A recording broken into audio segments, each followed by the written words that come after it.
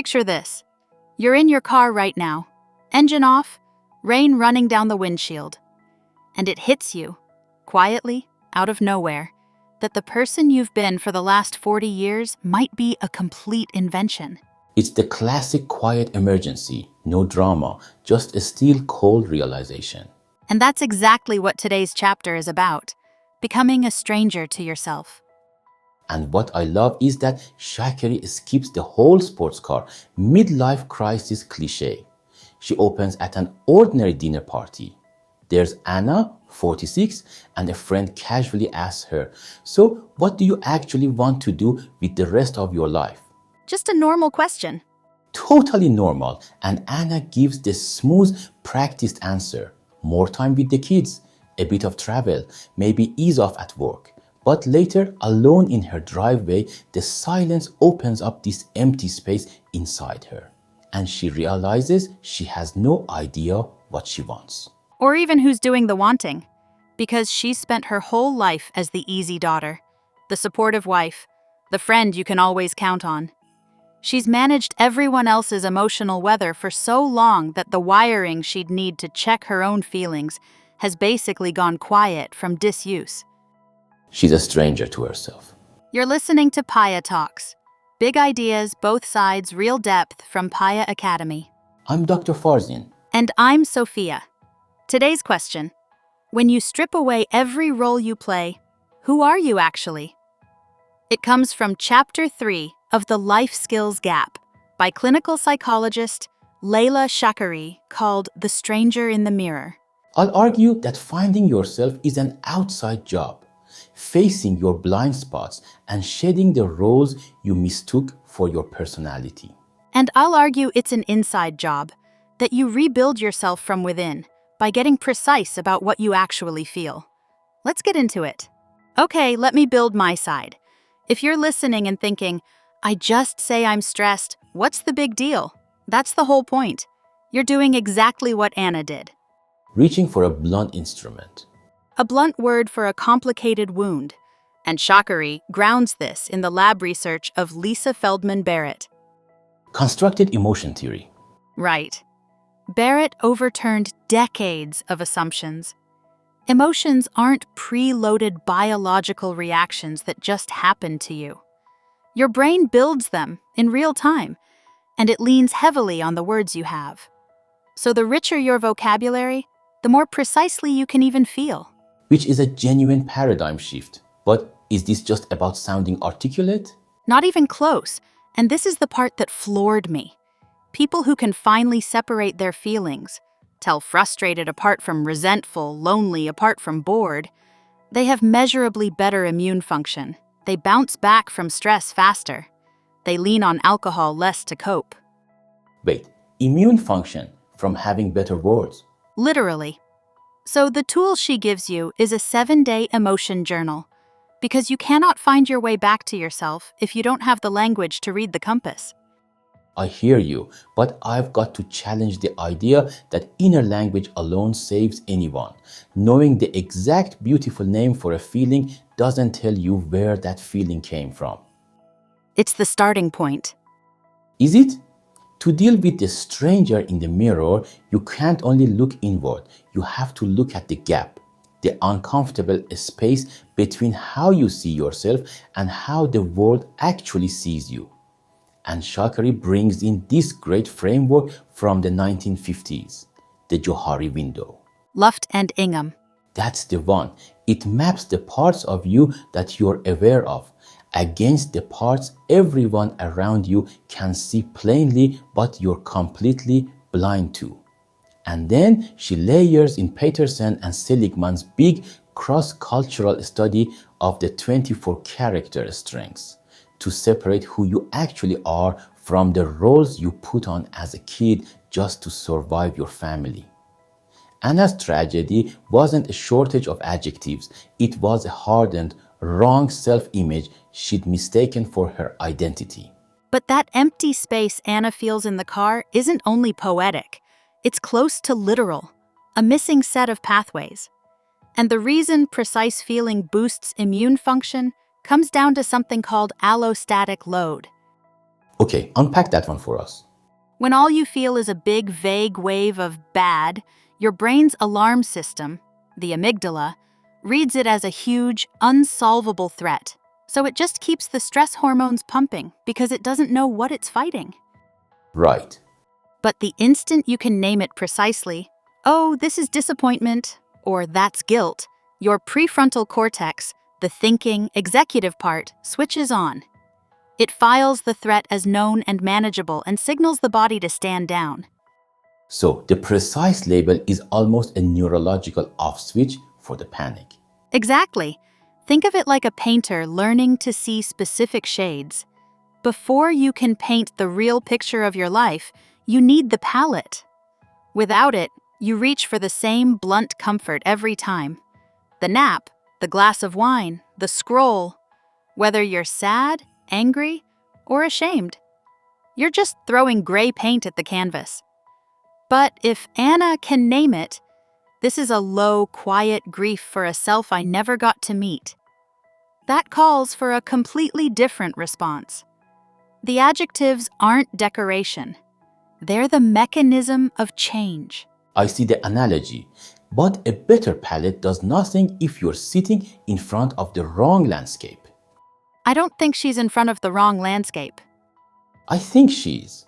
The journal hands Anna 100 new shades, and she uses them to paint the prison she's already living in. Let me get into the Johari window, because this is why pure reflection so often fails. 4 quadrants. The open area, what you and others both know. The hidden, your secrets. The unknown, stuff nobody sees yet. And the dangerous one, the blind area. What others see, but you can't. The patterns that are glaringly obvious to your friends and family and totally invisible to you. Remember Anna's oldest friend at that dinner?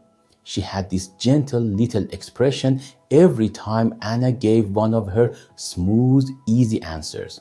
Anna always read it as fondness. And it wasn't. It was patience, a friend waiting for the real Anna to finally show up. Or her younger sister years ago, who said lightly, "You know, you spend an enormous amount of energy just trying not to be a bother to anyone." Ouch. Anna laughed it off as a quirk. It was the single most accurate sentence anyone ever said about her life. And here's the thing, you cannot journal your way out of a blind spot. By definition, it's the one thing your own instruments can't detect. You can sit with your 7-day journal and all the precision in the world, but if you ignore those uncomfortable outside reflections, you're just generating gorgeous, high-resolution data about your own delusions. I have to push back hard there, because leaning on your family for reality is its own trap. Family systems have a huge stake in keeping you exactly where you've always been. Sure, they want the equilibrium. Right. If Anna stops being the responsible one who never needs anything, the whole family's emotional ecosystem wobbles. Johari makes this point directly. Outside feedback is perilous. People soften the truth, or they bend it to keep you playing your part. So the safest, most practical place to start is on your own, with the journal. But Johari isn't telling you to hand your identity over to your family's opinions. She's saying the friction from outside is the only thing that tells you the costume even exists.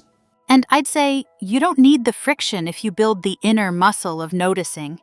That's the genius of her journal. It sidesteps the need for anyone else's approval. 3 times a day, morning, midday, evening, you stop and ask one question. What am I feeling right now? Just logging the weather. It's more than that, and the evening entry is where it turns structural, because it gives you distance. You look back at your own day and go, I felt this sharp spike of resentment toward my husband at 2 o'clock.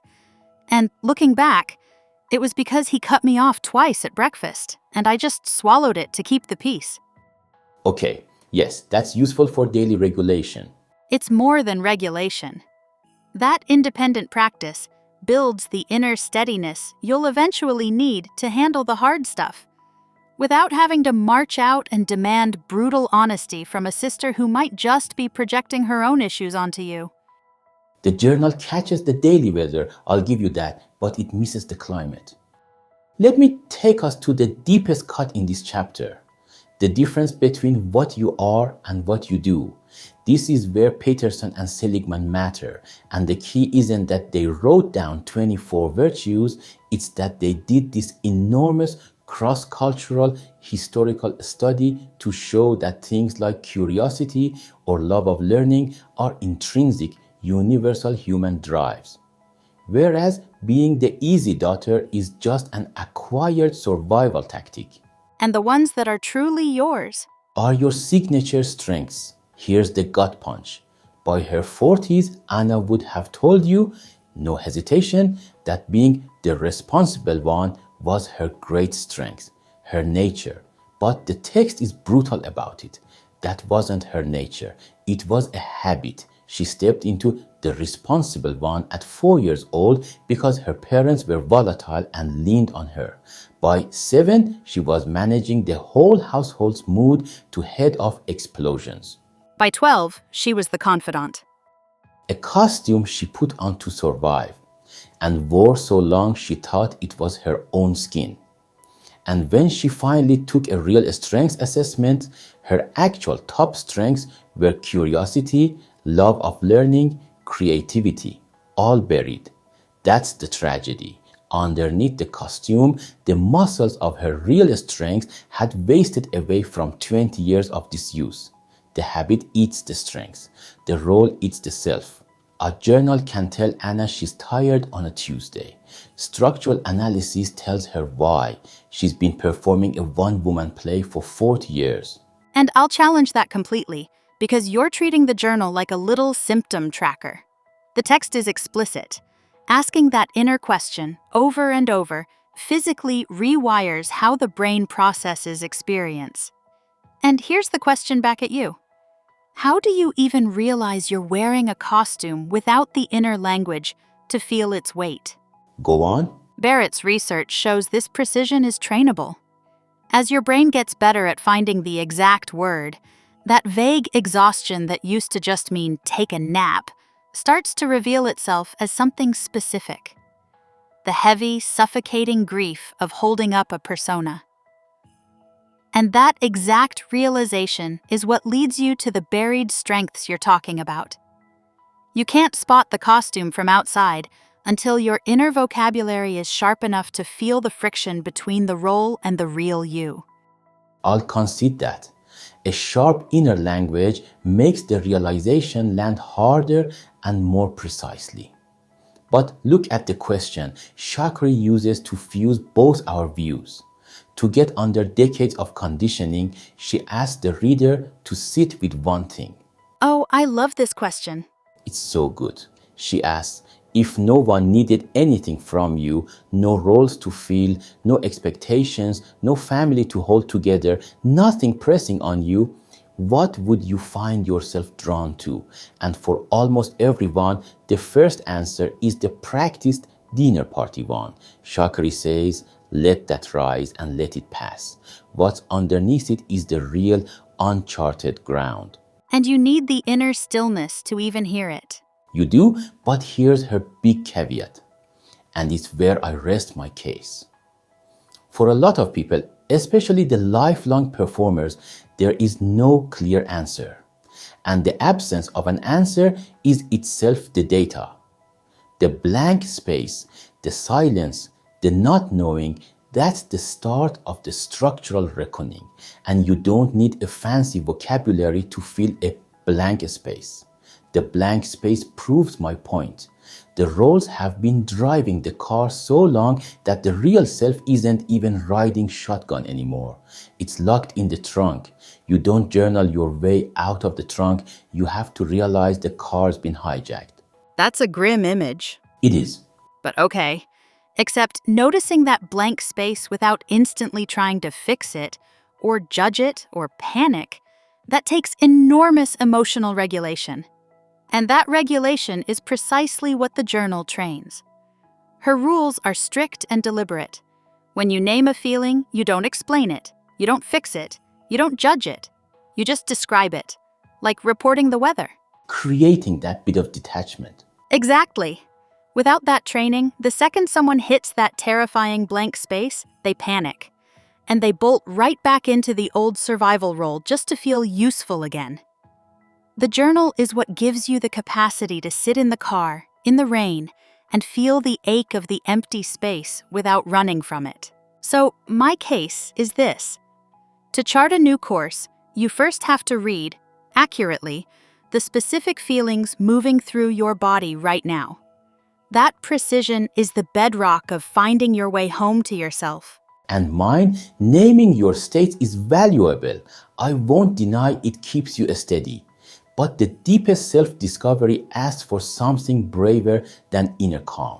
It asks you to look outward at your blind spots, to listen to the friend smiling at you with patience while you tell yourself you're happy, to run down that list of 24 strengths and admit honestly that you mistook a childhood survival response for your identity. Because if you never shed the costume, all the precision in the world just makes you a very articulate actor in a play you never wanted to be in. And it's beautiful how Shaakari lets both of these be true at once. She jumps forward 6 months from that dinner party. Anna's in the same car, in the same driveway, after another night out. And crucially, she hasn't had some big cinematic breakthrough. She didn't blow up her life, quit her job, run off to a monastery on a mountain. She's still living her very ordinary life. But this time, sitting in the quiet, she knows exactly what she's feeling. She can name a whole specific mixture of it. Tiredness, a real gladness, a little loneliness, and a quiet thread of hope. All at once. All at once. And she doesn't have to fix any of it. She doesn't have to turn it into a task for her family. She just sits in the rain and notices. And for a woman who spent 20 years cut off from her own existence, that ability to feel a specific blend of feeling is a real structural victory. She's finally separating what she feels from what everyone around her needs her to feel. The costume is starting to crack. Shaakari puts it perfectly. This is what self-knowledge actually looks like in an ordinary adult life. Not a grand epiphany. The slow, careful, kind practice of finally arriving in the only life you've got. Which brings us back to that blank space.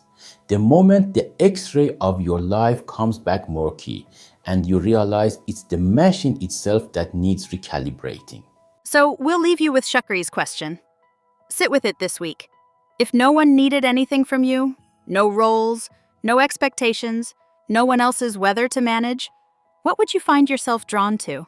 And if the honest answer right now is a terrifying blank space, that's not a failure. That might just be the quiet, rainy beginning of finally meeting yourself. if you want to sit with this properly, it's chapter 3 of the Life Skills Gap by Leila Shakiri, with more on knowing yourself over at Paya Academy. That's it for this episode of Paya Talks. Next time, we keep going. Another idea from the Life Skills Gap, and another question worth sitting with. Until then, keep thinking.